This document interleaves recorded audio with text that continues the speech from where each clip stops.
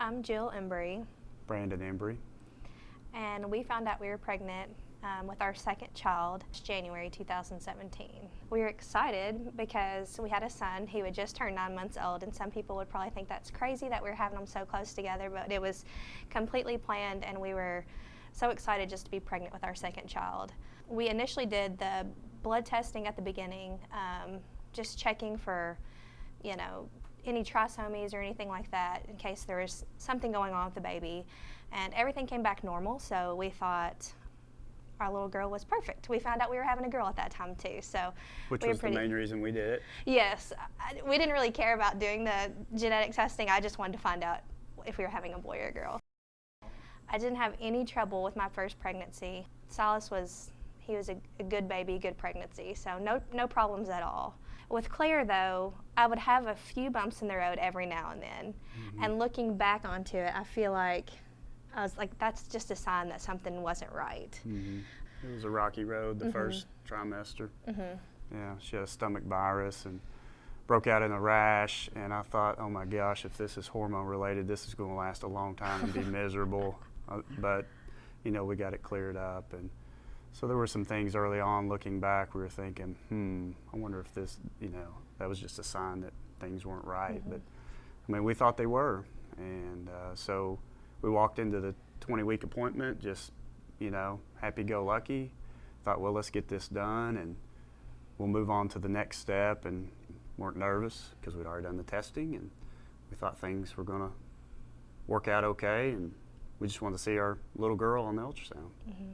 The ultrasound tech was scanning, just doing the anatomy scan, and she looked up at Brandon and she said, I'm probably not supposed to tell you this, but there's something wrong with the heart, and I'm going to go see if I can go get your doctor.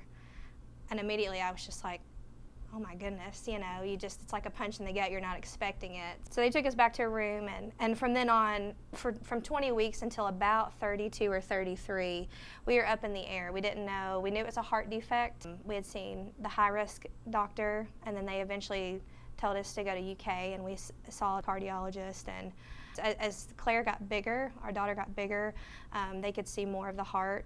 And at about 30 weeks pregnant, I think, 30, 32, mm-hmm. they saw something on a scan that they were like, we need to probably do a fetal MRI. I said, okay. I wasn't worried about it because at this point we're like, well, she's just got a heart defect. We're going to go in, do a normal fetal MRI, and everything's going to be fine. But at that moment, it was taking the doctors a long time to come back in our room with the results of the fetal MRI, and that was the first clue something was wrong. And the doctor came in and without saying definite, they were suspecting CHARGE syndrome, which is something we had never heard before. So the doctor was kind of going through with us, telling us what was going on with our daughter, and it was terrifying. And the whole thought to me was, how are we going to take care of this girl? And we've got our little boy at home too. It's one of those cataclysmic events in your life, right? It's like all of a sudden everything stops, and it's like, is this really happening? Like, is this a dream, or is this really happening? And I'll never forget the weight on my shoulders that came down those 3 days of not knowing, and yet trying to wrap my head around the fact that we've got a daughter that's really sick.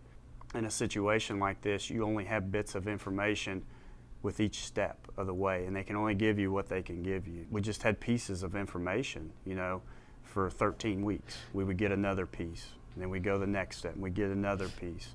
The diagnosis would change. It changed 3 or 4 times mm-hmm. with her heart defect. As we walked through each step of the way, we just had to be patient and trust the physicians, that were informing us.